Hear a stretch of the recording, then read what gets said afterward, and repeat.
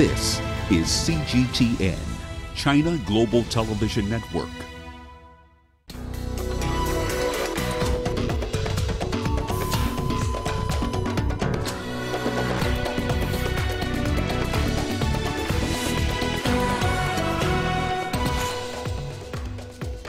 Guilty as charged, a former Congolese militia leader convicted by the International Criminal Court. The task ahead in implementing a single continental market in Africa. And Nigerian artist Femi Kuti wows Nairobi with his social commentary-rich style of music. Hello and a very warm welcome to Africa Live on CGTN. I'm Lindy Mtongana in Nairobi. And with me in studio is Panina Karibe with a preview of your business news. Thank you, Lindy. Coming up on Africa Live Business. An investigation into possible insider trading implicates high-profile stockbrokers in Kenya. And Zimbabwe says it needs $14 million a month to import electricity.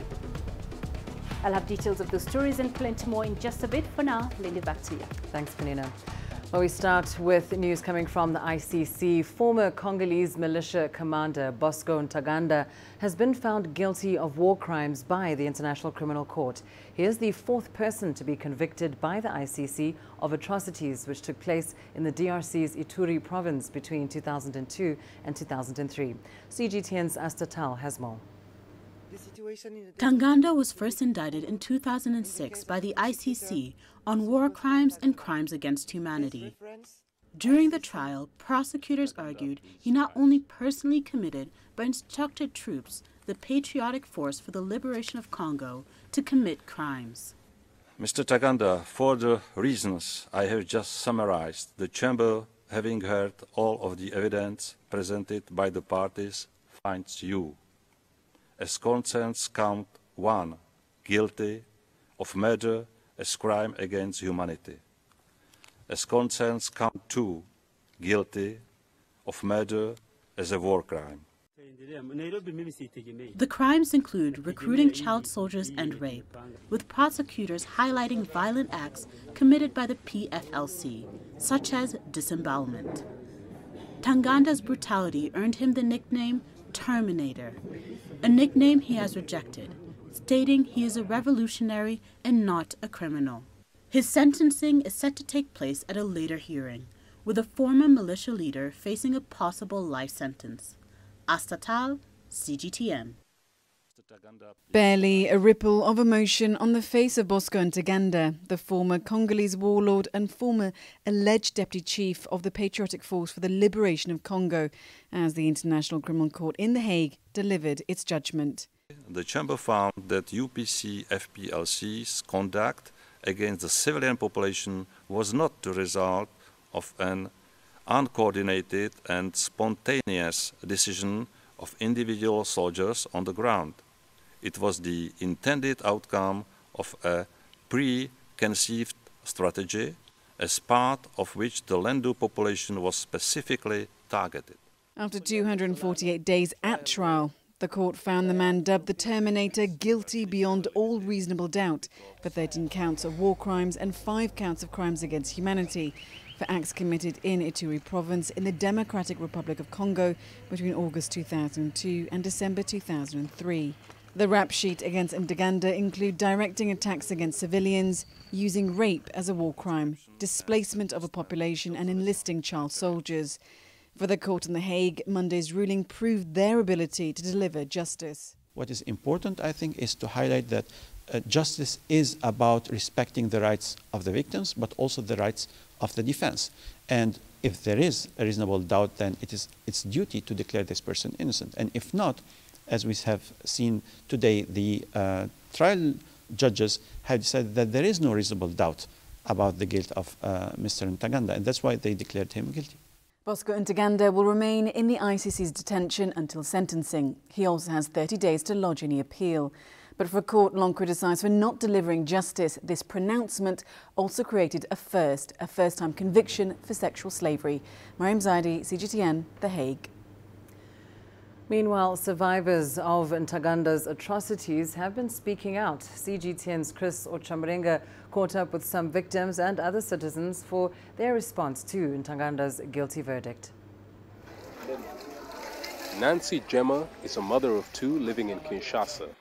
Her family moved to the DRC capital in 2003 after violence broke out in their hometown of Bunia. She's a survivor of the atrocities committed by rebels of the Union for Congolese Patriots, a militia group led by Bosco Ntaganda. That man really tortured us. He wanted to kill me. If it wasn't for God, I would be dead by now. I'm very happy that the ICC has found him guilty of the atrocities he committed. The ICC convicted Bosco Ntaganda of 13 counts of war crimes and 5 counts of crimes against humanity. Like Nancy, many other Congolese are excited about the verdict. He deserves to be imprisoned because he massacred our parents and our brothers and sisters in Boni. We are very grateful to the ICC judges for convicting that wizard, that thief who killed so many of our people. Ntaganda's militia backed the Hema ethnic group and was accused of carrying out targeted killings against the Lendu community in Ituri province. Renewed fighting between the two communities broke out last month, forcing more than 300,000 people to flee their homes. The verdict of the ICC has been welcomed by many Congolese who've been yearning to see an end to impunity by warlords and justice for the victims, especially in the east of the country. The court will schedule hearings in the coming weeks to determine Ntaganda's sentence and the reparations for victims. Chris Ochamrenga, CGTN, Kinshasa, Democratic Republic of Congo. Now, the International Criminal Court's investigation into atrocities committed in the Democratic Republic of Congo began in 2004. Its focus then was on leaders of armed militia and rebel groups suspected of war crimes and crimes against humanity. The DRC ratified the Rome Statute in April 2002, which is the treaty that established the ICC. And since then, there have been several prosecutions of former Congolese militia leaders. Here's CGTN's Robert Nagila with more. The first landmark ICC trial against Congolese militia leader was that of Thomas Lubanga. Lubanga was charged with conscripting child soldiers to fight. He was convicted of war crimes in March 2012 and sentenced to 14 years imprisonment to be completed in the DRC. Rebel leader Jermaine Katanga was convicted of war crimes and crimes against humanity over an attack in Bogora village in Ituri, eastern Congo, in which 200 civilians were killed. He was imprisoned for 12 years. Among those acquitted are the alleged executive secretary of the FLDR rebel group, Kaliste Mbarushimana, who was released from ICC custody in December 2011 after the pre-trial chamber declined to confirm charges of war crimes and crimes against humanity. Alleged Congolese militia leader Mathieu Chewe was also acquitted at the ICC of crimes against humanity and war crimes in December 2012. Well, let's turn our attention now to the latest on Sudan's transition. A power-sharing deal between Sudan's military rulers and leaders of a protest movement has been hailed as a giant step towards achieving a peaceful transition of power in the country. The 3-year deal, brokered by the African Union and Ethiopia, was announced on Friday. CGTN's Tuli Shabalala has more. Sudan has been plagued by internal conflict since the overthrow of Omar al-Bashir in April. Following months of protests and a standoff over the role of the army in the transition, both the ruling military council and a coalition of opposition and protest groups have agreed to form a joint military and civilian sovereign council to lead the country during a transition period of 3 years and 3 months. The deal itself needs a lot of work, needs a lot of struggle to continue, needs a mass movement of the Sudanese people to continue guarding the objectives of the revolution. And the big hazard, the big risk on this revolution is to prevent its path to continue in making a new military regime in Sudan. So this agreement is an opening to achieve that. We don't think that the revolution have concluded yet, and we don't think that the journey is finished. The deal provides for a civilian-led government of technocrats and a sovereign council that will operate as a collective presidency. It will consist of 5 members each from the protest movement and the military. And an 11th member will be a civilian selected jointly by the two sides. We have our names for our candidates for the Supreme Council and the Prime Minister ready. The idea is that the Prime Minister will then work in establishing his team, his cabinet, because they need to work in harmony. So, and he will be the first executive officer in the Sudanese state. So he needs to choose his minister, his cabinet, his team from within the candidates that are provided from the forces of freedom and change. The council will be led by the military for the first 21 months and a civilian representative for 18 months. The opposition has been holding a series of public meetings to explain why they signed the agreement, which has been met with both celebration and skepticism. Why the military are having the first 21st months of the intern people? Basically, the first 6 months will be focused on the peace process and the security arrangement and the security reform and the military reform, the reform of the army, the restructure of the armed forces. And this, actually, we need this more, we need them to be the supreme command of the army in order to make this happen. And as well, the civilian need full civilian authority in the period before the elections. We cannot allow the military to have the period, the 18 months before the election, while we are heading to the fairest, fair and free elections in Sudan. The agreement also stipulates the launching of an independent and transparent investigation of all violent incidents starting from April 11th, when Bashir ended his 29-year rule. Thuli Shabalala, CGTN. Fighting continues between the UN-backed Government of National Accord in Tripoli and the self-styled Libyan National Army. LNA forces have announced the dispatch of more reinforcements to the south of the capital after facing a major setback in a nearby town known as Garian. CGTN's Daniela Pearson reports. Libya remains split between two warring powers. The UN-backed government in Tripoli, led by Prime Minister Fayez al-Sarraj, and the self-styled Libyan National Army under General Khalifa Haftar. Since April, the LNA has been attempting to liberate the capital Tripoli from what the group claims are extremist and terrorist militias. Today, of course, the militia and the terrorist groups tried to attack our forces at the axis of the so-called Alahia al-Bria near the airport road, but were defeated. We destroyed 2 vehicles carrying anti-aircraft guns, as well as a number of other armed vehicles. They were also defeated in Ain Zara. The General Command of the LNA has announced the dispatch of more military battalions and reinforcements. These have been sent as part of the LNA's Flood of Dignity operation, launched in April to capture Tripoli. According to the LNA's Military Information Division, the latest movements of forces are part of a second wave of attacks in combat operations.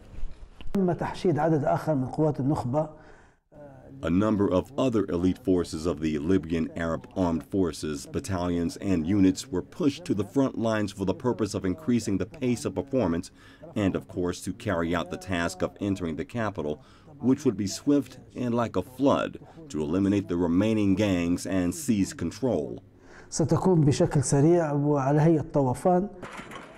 These reinforcements come less than 2 weeks after Haftar's forces were driven out of the strategic town of Garian. The town was being used as a base to launch attacks on the capital Tripoli. The UN Health Agency has said the death toll from fighting around the capital has reached nearly 1,000 since Haftar launched his offensive on April 4th. Daniela Pearson, CGTN. Time now for a short break. Here's what's still ahead on the program.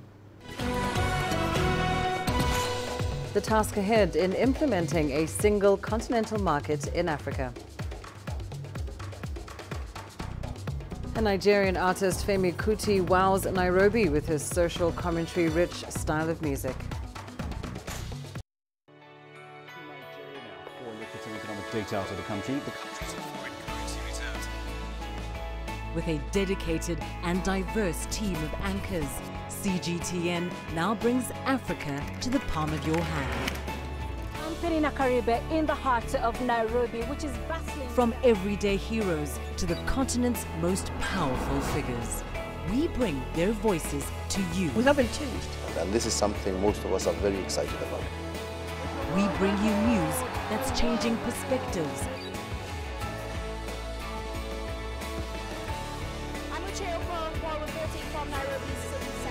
News that brings Africa to the world.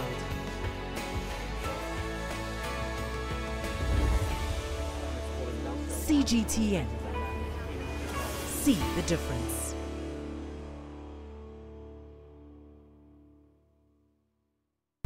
Africa, the most iconic wildlife destination in the world.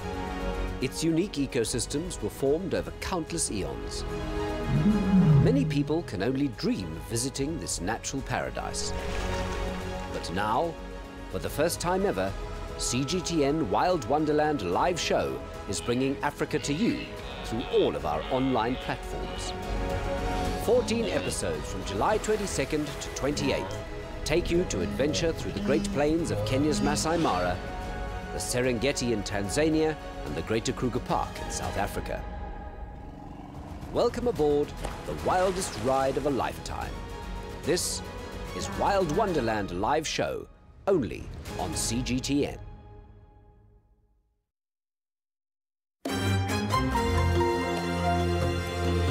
Africa Live. Find your voice.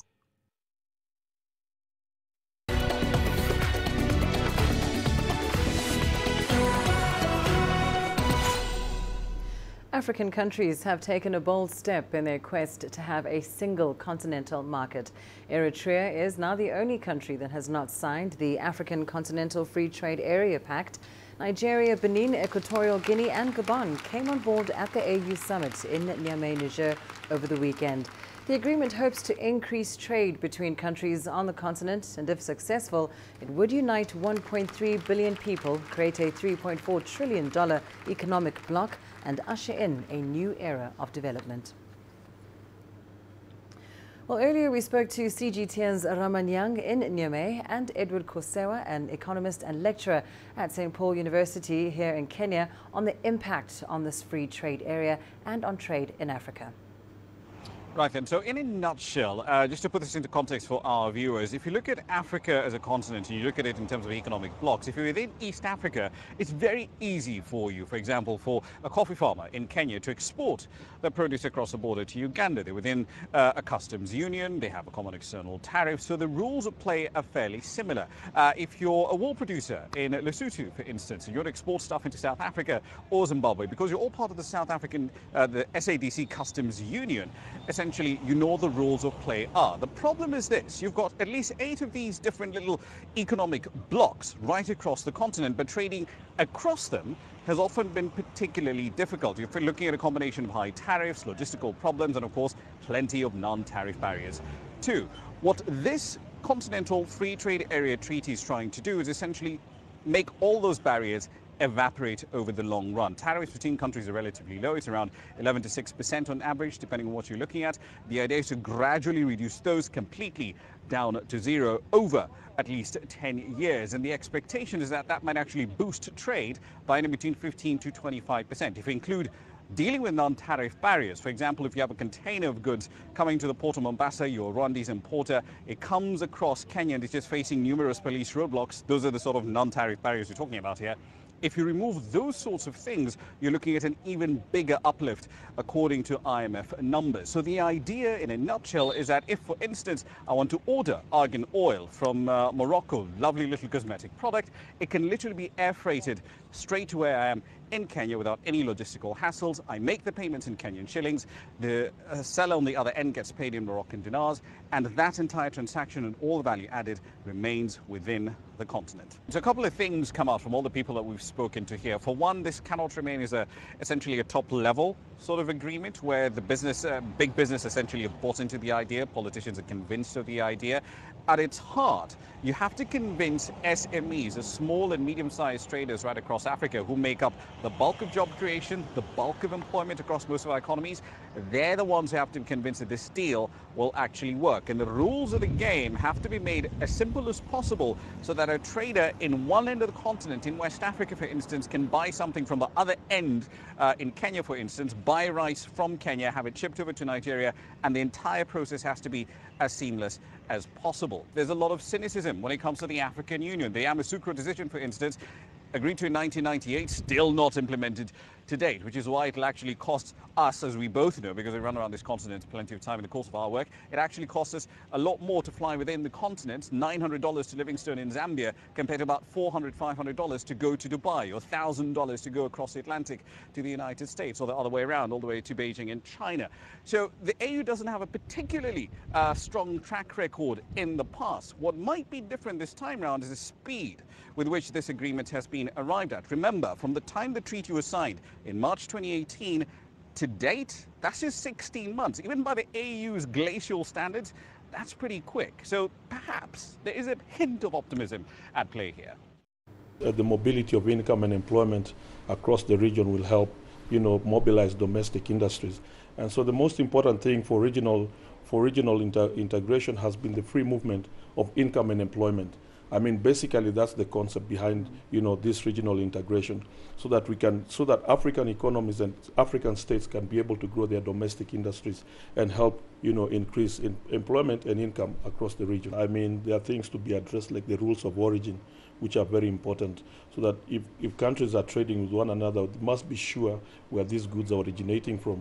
We don't want to trade with goods that have been imported from other countries and are flowing around Africa. So the rules of origin is something that needs to be taken into account. Otherwise, this whole thing could be taken advantage by other superior economies and developed economies. Let's go to Côte d'Ivoire now, where an international youth summit has been held in the capital, Abidjan. This first edition focused on professional training through inclusive development and leadership programs. CGTN's Brian Toussaint reports. What strategy should be implemented so that young people are more involved in the continent's development? This was the question at the heart of the first International Summit for Youth in Côte d'Ivoire. Panelists from Côte d'Ivoire and Rwanda spoke on a number of themes, including boosting young people's creativity, achieving youth entrepreneurship objectives, and how to support young women. Today, women have to fight to become actors in development. I am delighted because this summit addresses the issue of the integration of women and girls. We are training young girls in health and entrepreneurship, and I hope that in a few years' time, the girls we recruit through this summit will be leaders who can make an impact. Africa has enormous potential, but this potential is not being properly developed and exploited. Through this summit, we hope to make young Africans understand that they are the leaders of tomorrow and they must take action. Speakers at the summit shared stories of positive change and discussed issues around the civic-mindedness and professional integration of young people. The challenge, first and foremost, is the right training. When you are well trained, you can integrate into the professional world. Today, the professional world is more and more competitive because companies prioritize added value. It takes commitment from the youth. Young people must be patriotic, understand the country's objectives, and love their country. You see, the current trend is towards immigration. But the future is here in Africa, in our different countries. We have all the wealth, but we can only enjoy it if we are committed and determined. The Youth Summit was held at the Felix Houphouët-Boigny University in the capital. Brian Toussaint, CGTN. To South Africa now, where thousands of motorbike enthusiasts got together for the 1000 Bike Show in Johannesburg. It's an annual Motorhead event where thousands of bike enthusiasts get together for a 2-day event. That's always one of the biggest on the South African calendar. CGTN's Yulisa Njamela has more. This gathering features some of the world's most sought-after motorbikes. You name it, and you're likely going to find your favorite classic or vintage here. Motorbike fanatics gather here in their numbers on a yearly basis. Collectors bring their much-loved and custom-built bikes. To show off your classic motorcycle, the one that you've rebuilt or you bought or you acquired, or maybe it's a bike you've had from a youngster and you just want to show it to all the people that this was the bygone era of bikes. It's just a collection of people that enjoy classic motorcycles. Classic motorcycles basically is 20 years old, okay, at least, and then it falls into the classic era. For motorbike enthusiasts, this is a place to be at. Definitely on the diary of all the bike clubs, Crusaders, Saints, and all those type of clubs. So they love the show for the old classics, for them to display their bikes outside. Yeah, and anyone that's been interested in bikes all his life. The money we make on the 1000 Bike Show, a lot of it goes to charity. We keep enough money to keep us going for the year. This place is awesome, and there's such a wide variety of old bikes. I like it because it's catered for the older bike, the vintage, the bikes with heritage behind them. We come as a group of very close friends. So we come as a group, and you know, we steal with the eyes. We look at all the different types of trending styles of bikes. Every year something changes, and we try and take a bit of that home with us and see if we can replicate or emulate that in our garages. It's great to come and see all the different old motorbikes here. There's basically from A to Z of motorcycles you can see here, from early 1900s, like they're running back there, to some of the modern stuff and the custom stuff outside. And yeah, it's just a great day out and seeing what South Africa has to offer. The event also appeals to families looking for something a little different to do. Yulisa Njamela for CGTN in Johannesburg, South Africa.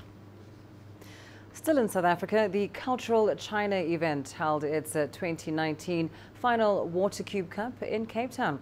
This is a Chinese song contest for Chinese living overseas. It's all part of celebrations marking the 70-year anniversary of the founding of the People's Republic of China. Now, most of the contestants came to South Africa with their parents, while others were born in the country. The contestants are judged on their fluency of the Chinese language and their understanding of Chinese culture through song.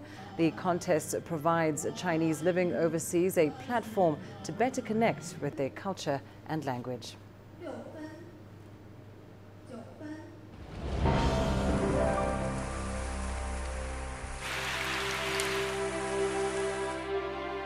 Chirping of birds, sounds of whispering trees, burbling of streams. When sunlight sets the forest's leaves aglow and waterfall surges down from the mountain, we see and hear the Earth's wondrous beauty. The Earth is meant to be appreciated, and the life of its inhabitants deserves our endless exploration. Come with CGTN to listen and see, in chorus of life, to marvel at nature and life.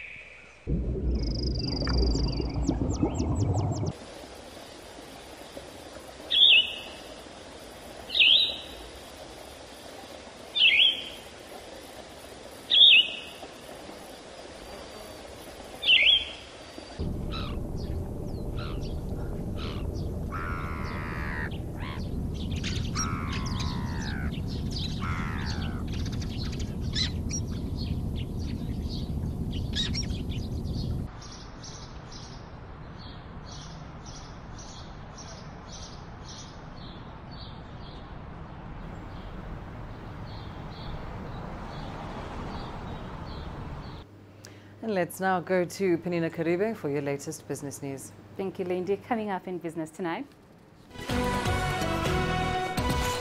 an investigation into possible insider trading implicates high-profile stockbrokers in Kenya. And Zimbabwe says it needs $14 million a month to import electricity. Business in Africa is at the crossroads, where opportunity meets innovation, where profitable new markets collide with global trends. From the sound of an African bell on a stock market's floor to the shout of the trader in a bustling free market. It's colorful, vibrant, and exotic. CGTN stands at the gateway to Europe, Africa, and the Middle East. From Morocco to South Africa, we talk to the deal makers and actors who fuel its engines of growth. Only on CGTN.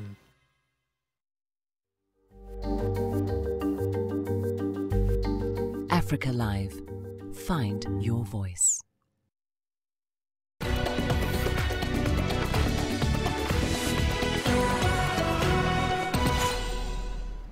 Let's begin here in Kenya. The market regulator has suspended stockbroker Alikan Sachi from trading or holding any significant office in any listed firms at the Nairobi Stock Exchange. This comes after Sachi was indicted by the Capital Markets Authority for possible insider trading in the Canal Corbill takeover by French firm Ruby Energy. Sachi is being implicated alongside two other identified stockbroking agents, Andrew Dismon and Kunal Kamlesh Somchand Bed. In recent months, Kenyan financial regulators have been stepping up efforts to stop the flow of money from suspicious transactions. This comes as it seeks to establish Nairobi as an international financial hub. Ethiopia plans to sell a minority stake in the state-owned phone monopoly. It will award telecommunications licenses to two new operators in the first quarter of next year. Prime Minister Abiy Ahmed is currently opening up the state's telecommunications sector as part of his agenda to liberalize one of the world's fastest-growing economies. Ethiopia is one of the final frontiers globally for multinational telecoms companies.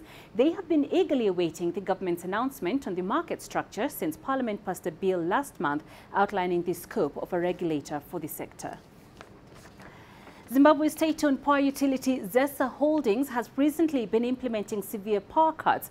The country is experiencing massive load shedding due to low generation capacity at Kariba, caused by low water levels, while old equipment at Hwangwe Power Station continuously breaks down.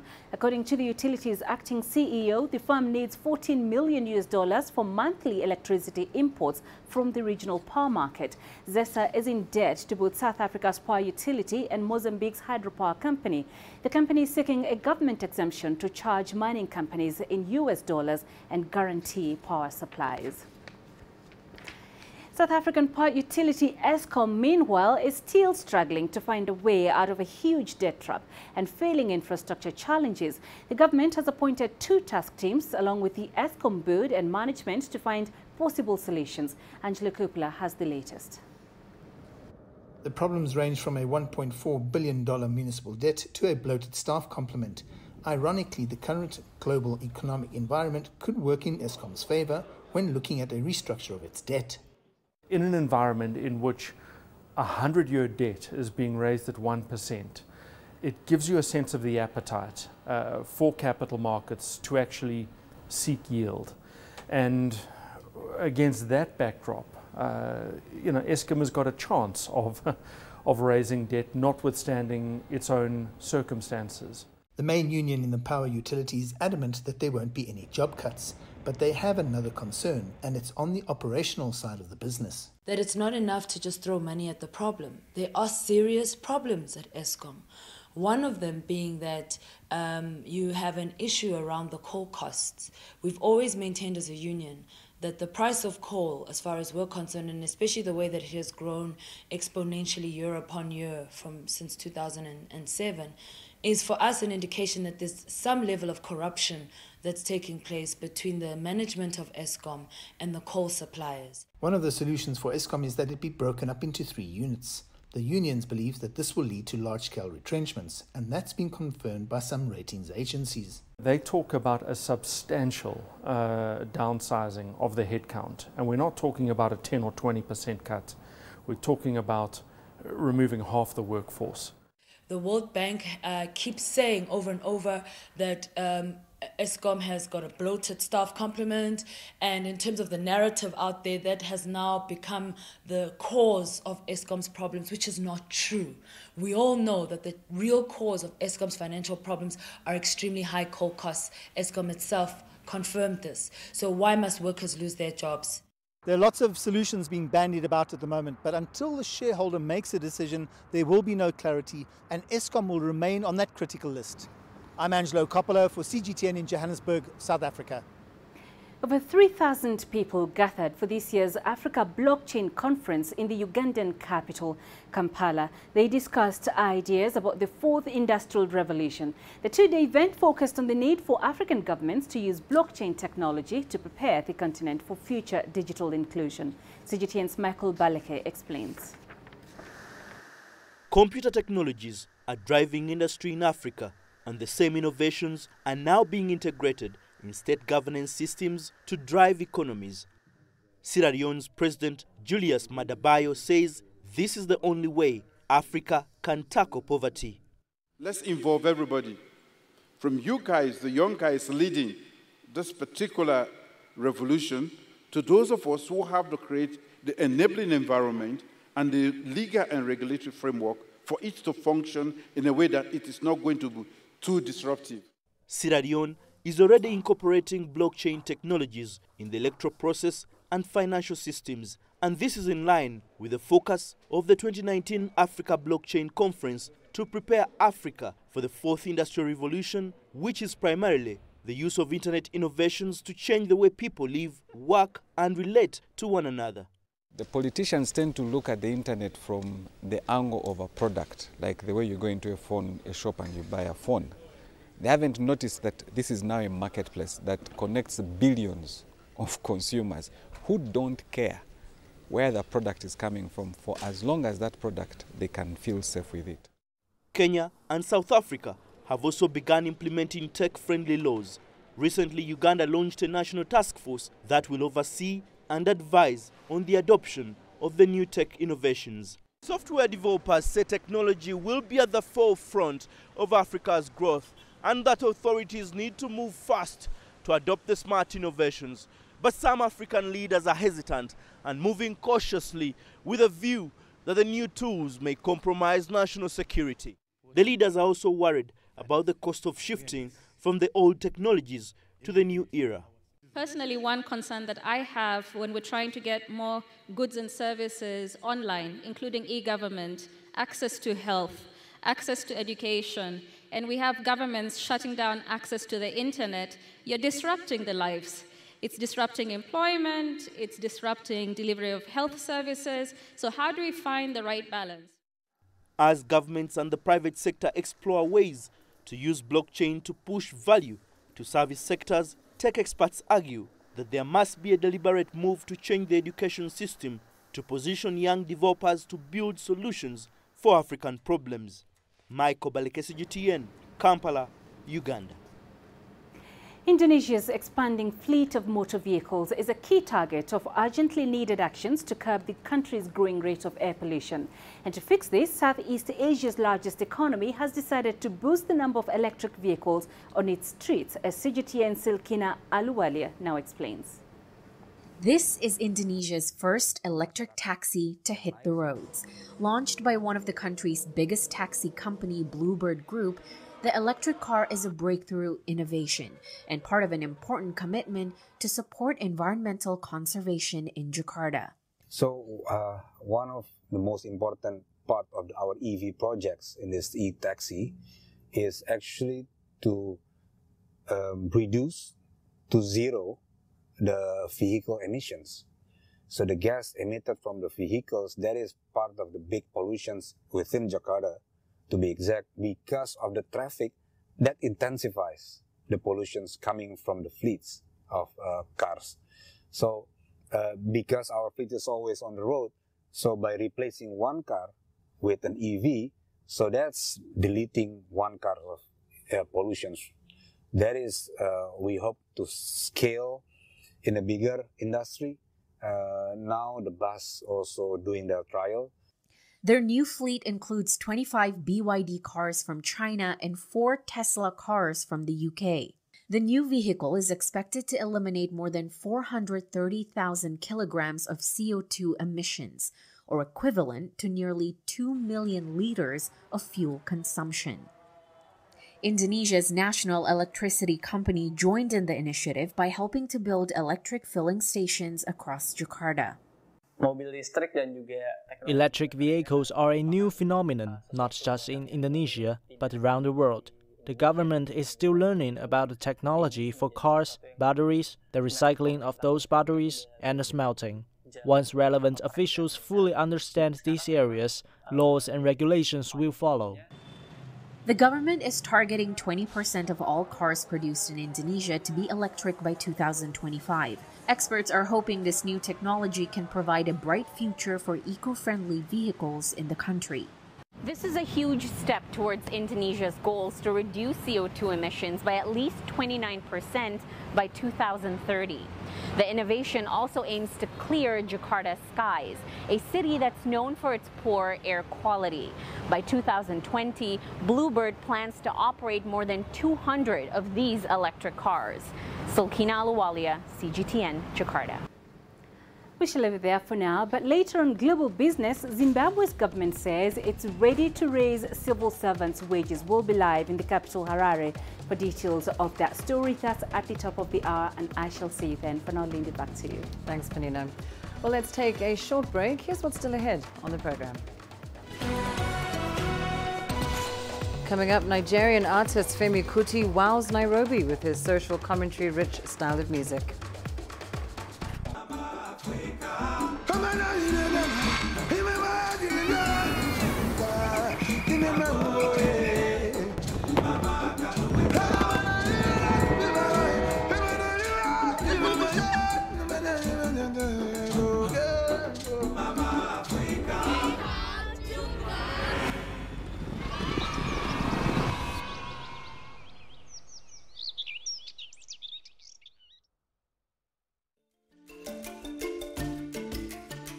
Africa Live. Find your voice.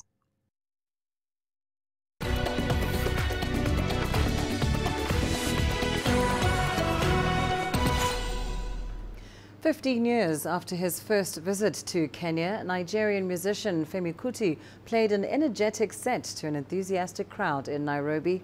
The musician, son of the legendary Fela Kuti, practices for at least 6 hours a day and continues to reinvent his sound. But the messages rebuking problems in society still remain. Here's CGTN's Wokista Nyaba with more. His name is Femi Kuti. Let's go! A burst of color announced the arrival of Olufemi Anikulapo Kuto on the Koroga Festival stage, the headlining act of the two-day music festival held periodically in Nairobi, and Fela and his band did not disappoint.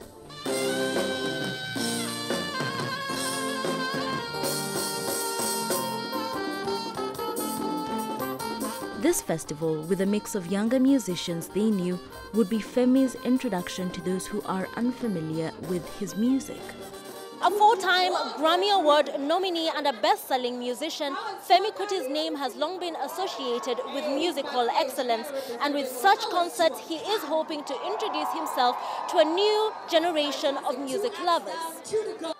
We come to you with the total understanding that the only way for Africa is unification. Are you with me? Born 57 years ago, Femi Kuti is the son of the late Nigerian music superstar Fela Kuti. Femi grew up learning from the legend, but in 1987 he left to start his own band. Femi did not want to live in his father's massive shadow. I left my father because what I saw as a young boy was, imagine my father passed on and I was still in his band. Then I'll have to dress like him, I'll have to dance like him, I'll have to be him. What I've achieved is I have over 130 songs of my own. Many of them are international hits. I've got so many nominations or awards. But this is because I left. In the typical Afrobeat tradition, Femi combines African genres like highlife along with jazz. He has also reinvented the sound with the infusion of hip-hop. But the songs still retain his father's core lyrical message, speaking up against societal ills. As Africans, we must love Africa. And as the ever-energetic musician travels the world playing his music, Sofela is introducing the next generation of musicians. In recent events, his son has joined him on the stage. You always have to do things to develop, to inspire another generation to tread the path properly. What I want to see is, I want to see my son become greater than I am. I want him to produce music that I will sit back and say, wow. Through his son, the tradition of music continues, a blend of talent and boldness and sincerity and carefully honed skills that never get old. Bulkisa Nyabo, CGTN. Let's go to Senegal now, where an urban dance center is becoming very popular by providing free dance training to amateurs. The center also gives job opportunities to the youth in the West African nation. Here's CGTN's Daniel Arabmoy with more. This urban center, named the Dance Hall, is the first urban dance center in Senegal. Both professional dancers and those that are still green in the field are trained on how to dance to different styles such as the modern Afro move, hip-hop and dancehall, among others. Some people come here to learn certain dance moves because some dance steps are fashionable. There are also those that see dancing as a sport. Practicing it is good for their health. Others simply want to have a good time by dancing. Mariama Tua is the creator of the dance hall. After studying abroad, Mariama felt the need to create a space to promote and support urban culture in Senegal. I think creating the first urban dance center in Senegal has brought an added value. One of the values we seek here is to provide employment to the youth in the country. For a long time, people here have looked for other ways of putting bread on the table. The dance hall has produced one of the best dancers in Senegal. Most of them have ended up representing the West African nation in international dance competitions. Daniel Arabmoy, CGTN. And here's what's coming up in your sports news up next. Côte d'Ivoire currently in action against Mali as Ghana's Black Stars take on Tunisia later in the round of 16.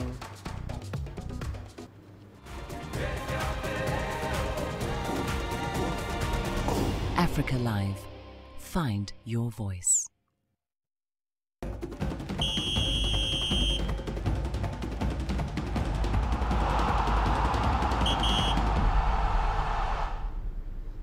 Let's start in Egypt, where Ghana is set to face Tunisia in the Africa Cup of Nations round of 16 tie at the Ismaila Stadium on Monday.